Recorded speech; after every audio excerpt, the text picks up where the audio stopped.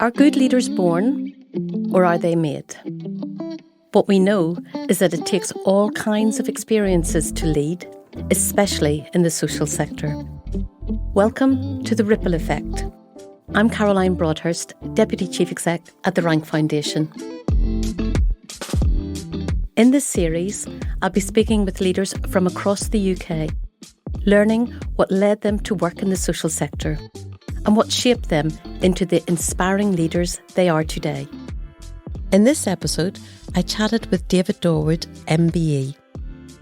David is an Associate Director with the Rank Foundation in Dundee and the founder of Dundee Bairns, a children's charity supporting community projects in areas of high multiple deprivation. David and I talked about the leaders he admires and the advice he gives to people who are just starting their career. In this episode, David also mentions Time to Shine, which is Rank's leadership development programme for people starting their career in the social sector. But first, I wanted to know what led him to social sector leadership. Tell me what kind of student you were. What did you enjoy learning? A student, so that's going back quite a few years, but I was very keen on learning things that were analytical, so maths, arithmetic, physics. And in later years in secondary, I really enjoyed what was then called modern studies. It's probably not called that any longer, but that and history and finding out what was going on in the world in other parts of the world, that really interested me. But maths and arithmetic, I was good with numbers. And I think my parents knew I was good with numbers, so they encouraged that, yeah. And you went straight into work after school? Yeah, I was a good student, but studying became very difficult for me at some point in the sixth year.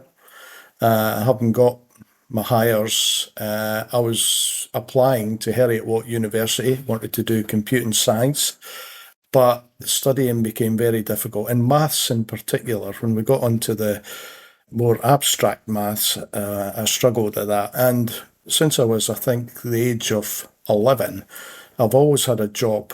My dad was very keen that we earned our own money and things like that. So paper boy for 6 years till I was about 16. Then I worked in a hotel as a waiter at weekends. So the world of work attracted me from a point of view if you felt more at home at work than I did in school. I saw a job for a trainee accountant at the local council, although it was 20 miles away and I'd have to travel. They encouraged me to take up that job. And I can still remember them taking me to a local town to buy my first suit. Would you believe that? 1971. Felt like $1 million. And started my job on the 6th of December 1971 in Perth, yeah. And never looked back? Yeah, there was a few moments of looking back. But I really enjoyed all my work in life. I loved every minute. So what was it like working for the council? When I think back, we didn't have computers when I started. That's how long ago it was, Caroline. So things were, it was quite antiquated when I think back to it. And but you met a lot of really interesting people. My wife was doing her nursing training in Dundee, and I worked in Perth, and lots of Perth people wanted to stay in Perth at the council I was at. I was about the only one who'd wanted to go to Dundee and follow, my wife. When I moved to Dundee, that was a real step change in the modernisation and things that, we had mainframes for a start. The work at the council, when I started off, I wasn't qualified, so they encouraged me to do distance learning and 2 days a week at Glasgow Caledonian University. And that changed my life, frankly. So the more and more I worked in the council, I became a very good accountant, but I was much more interested in the services that the accountancy was dealing with. So invariably I would go out to social work and education became my sort of theme as an accountant in local government. I absolutely loved that and met some fantastic people I still remember we had a change of council in Dundee in 1985, something like that. And then came a Labour council. There'd never been a Labour council in the area before. And the education convener was 30 and just so ambitious. And he called me across to his office and said, I want to introduce nursery schools in every vacant piece of property that we have in a school. So if there's a primary, they didn't have nurseries then. If there's a primary with a spare classroom, we're going to open a nursery in that school. And you felt, what a difference this is going to make to the local population. And he just sort of opened the door to me and said, I want you to go away and plan that and bring it into operation. And that was like mind-blowing. And those nurseries are still here today. And when I retired in, goodness knows, 10 years ago, that's what I missed the most. The people that you'd worked with, you built up relationships, you knew their family. That's what I really missed the most, yeah. So you missed the people when you retired, and then you were no longer retired. Tell us what brought you out of retirement. Yes, that's a devious question coming from you. My real intent was to stay chief exec until one of the projects that I'm proud to say I initiated, the V&A in Dundee, was opened. But unfortunately, my wife got cancer and I felt I had to retire. It was the right thing to do, to retire early and to look after her while I could. So I retired 10 years ago, November 2014, and Gail passed away in June 2015, so we got 6 months. And I must admit, I've said this recently, I had no plan. Sometimes you plan things in life, obviously. Gail's death changed any plans that she and I had, but I had no plan. And I remember when I was chief exec, every 18 months I would go around 130 establishments. That's pretty crazy. And it'd take me a couple of months, and my PA was driven insane by this, as were the chief officers. That really was a great lesson to me in finding out about what else was going on in the council. At one of those meetings, they said, well, there's this charity from London who are kicking tyres, as I now know it, in the city. They want to invest in the city. And I'm saying, well, this is ridiculous because we've got a council plan and we've spent years on it. And how do we know that this charity are going to do something that integrates with it and it's all coordinated? I'm a pretty calm person. I don't get angry and I look for every opportunity. But I was ready. I'm going to tell them, this is ridiculous. You're coming into our city and, you're not even speaking to the council about it. But they were. They were speaking to community officers. And of course, 5 minutes after David and yourself sat down, I was going, this is wonderful. Let's do this. And that's when I first met or came into contact with the Rank Foundation. And I think it was 4 months after I retired, David said, look, we've got a place-based scheme coming to Dundee, 21 projects, £2 million over 3 years. We'd like somebody on the ground to not manage them, but support them, make sure they've got connections, etc. And I spoke to my wife. She thought it was a wonderful idea. I must have been getting under her feet at the time. So she said, take that on and just do it as you would do it. And that's how I first came across Rank. And of course, that in itself opened up opportunities that I was totally unaware of. And that would get me into the third sector in so many different ways.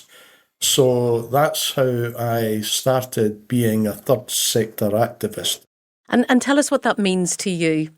An activist to me in the third sector is someone whose motivation is about helping others for no benefit of their own, other than that warm glow when you see something has actually improved the lives of other people.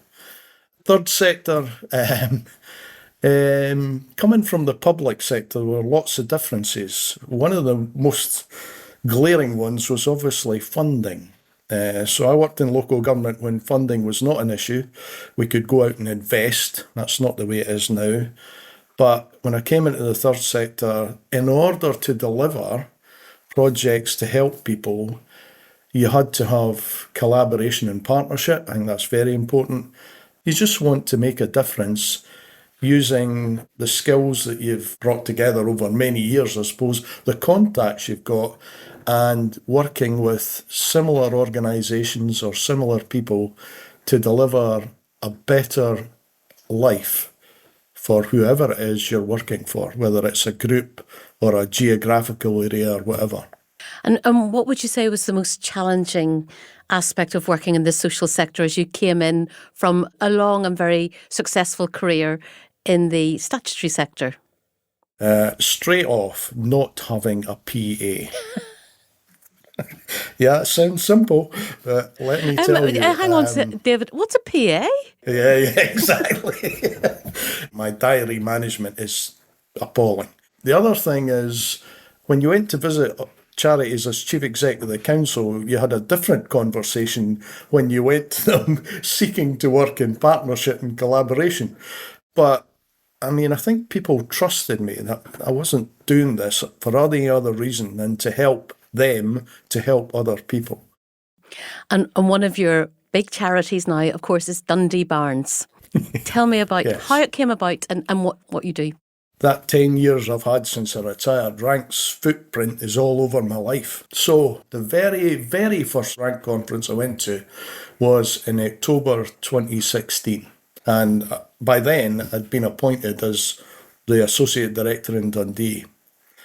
I went along to one of the breakout sessions, heard a lady called Lindsay Grahams, who was a Winston Churchill Fellow, speak about holiday hunger in America and how they were addressing it and how it was not being addressed in the UK. So holiday hunger is for children who get fed during term time, free school meals, whatever. But during the holidays, particularly the long summer holidays, there is no equivalent provision. And I was so inspired, is the only word I could use. I was so inspired with her. I just jumped on the train, came back to Dundee, and literally got off the train, went to the chief exec and said, can we do something about this, That must have been April 15. It was April 16, we tried hot meals as a pilot. That didn't work. It was an absolute disaster. So there was always a lesson there, you can have a failure, but learn from the failure. And in the summer, we did cold lunches for projects throughout the city, and we did 20,000 cold lunches. And suddenly it was born, Had to go and get it registered as a proper charity. So that was 7 years ago. Rank gave me a time to shine to help me with my diary and my PAs and arrange everything. So, of course, once you do something like that, suddenly other ideas are brought to you, not necessarily your own idea. And we started tea clubs after school.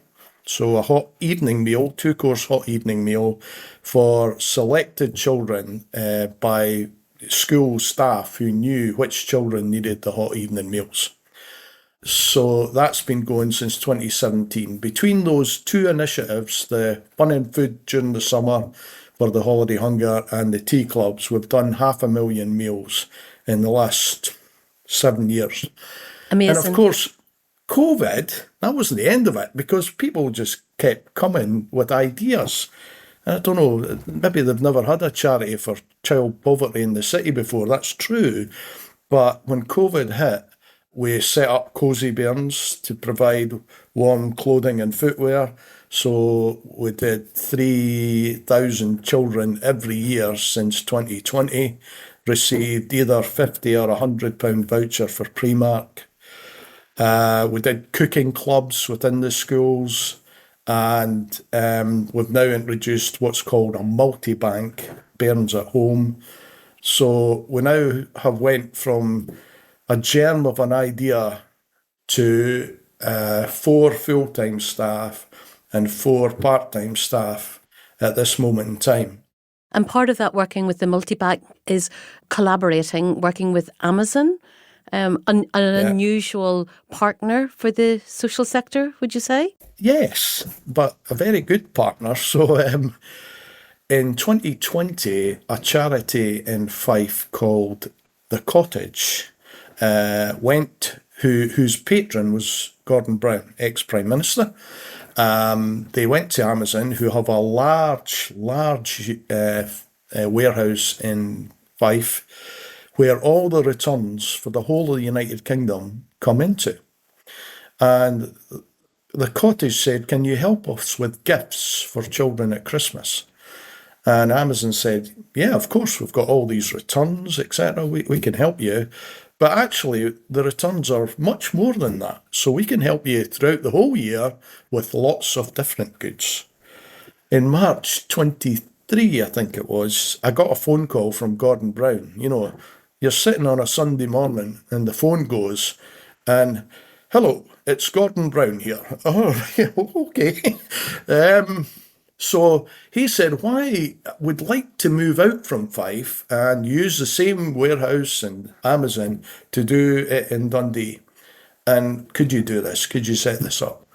So that was in March, and by September, we had a large warehouse, 3 staff, 2 electric vans, and we started receiving all these goods from Amazon. Now, in Fife, they found out through an evaluation 10% of the families, that's a lot of families, believe they would have either lost their tenancy, right, of the house, or their children would have been taken into care but for this service. Incredible. That's kind of chilling in a way. It really is, David. And of course, this is going across the UK now, but you as an individual, as a member of our network, you've done so much for Dundee. And I hear you've been awarded an honorary degree. How did that make you feel when you got that call? Well, it came about from the University of Abertay, so Red Brick University. There are 2 universities in Dundee, Dundee University and Abertay University. And, you know, I was the finance convener at Abertay, so I had a long association with them. Became a fellow there about 4 years ago. But anyway, I got a letter saying we would like to offer you an honorary degree. And I went, you've got to be kidding me. I really did feel humble.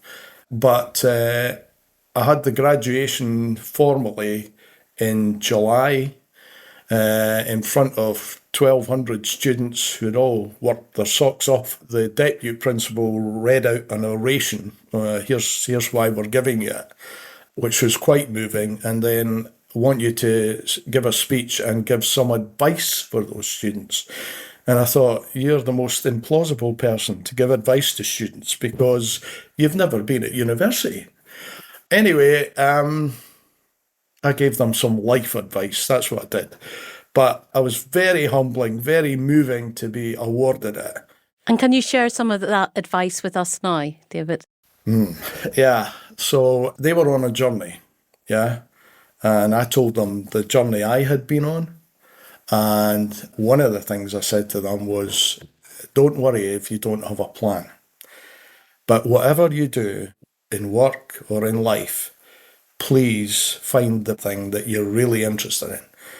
It's the same, you know, you find someone you love. Well, if you're going to work for 40 years, please find something that you're passionate about, that really makes you get out of bed in the morning and go, I'm so looking forward to this. And do not settle for something that doesn't give you that buzz. And I suppose my last piece of advice was, if there's only one thing you can be in life, just be kind. It doesn't cost a lot. You don't often recognise it sometimes when people are being kind to you, but you will never ever appreciate sometimes what kindness can mean to other people in certain circumstances. Wonderful advice. So you've been a social sector leader and a statutory sector leader and a very kind leader, I would say. Can you share some of your own definition of your leadership style? What do you do? When I retired, my staff gave me a board with, the work board. Here is the kind of leader you've been. So I went and had a look at it this morning just to remind myself. So that thing about going out, meeting people, listening to people, really listening to people, and bringing back. And I still think, the older you get, the more you learn. There is no end to learning.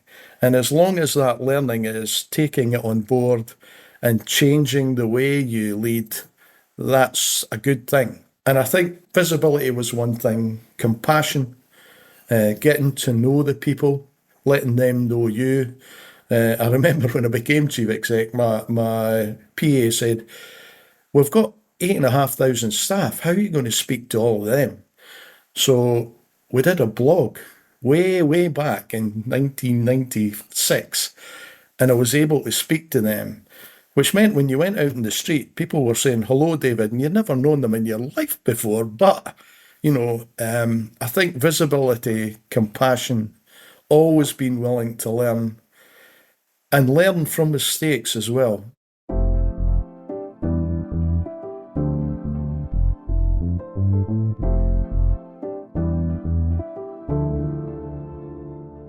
So our conference is about inspiring and inclusive leadership.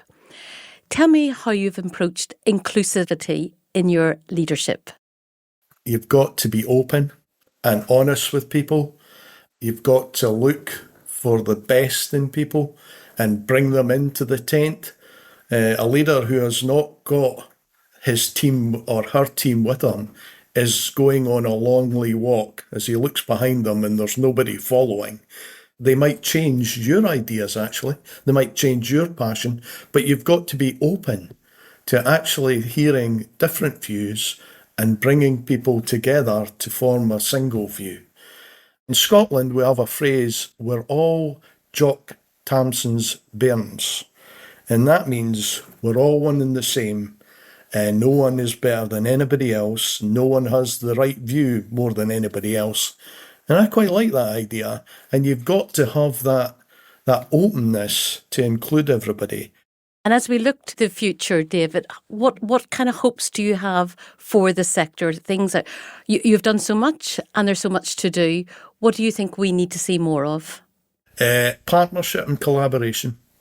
Far too many, I think, third sector organisations become so insular and focused on what they do as opposed to what can we do together? What can we do more with other charities working in collaboration and less competition?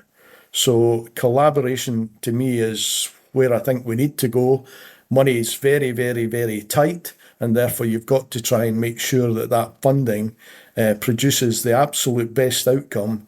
And that usually happens when you've got partnerships working to the same aim as opposed to parallel lines and feeling like they're in competition. So that's third sector, public sector, private sector, working collaboratively towards improving the quality of life of the ordinary individuals in the street. And from the private sector's point of view, that's their employees. So why would they not want to be party to actually improving the lifestyles and the lives of the population in general?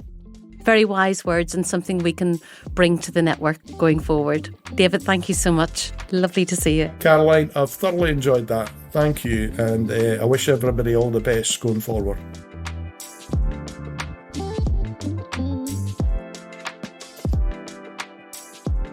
Thanks for listening to The Ripple Effect, brought to you by the Rank Foundation and Purposeful Marketing.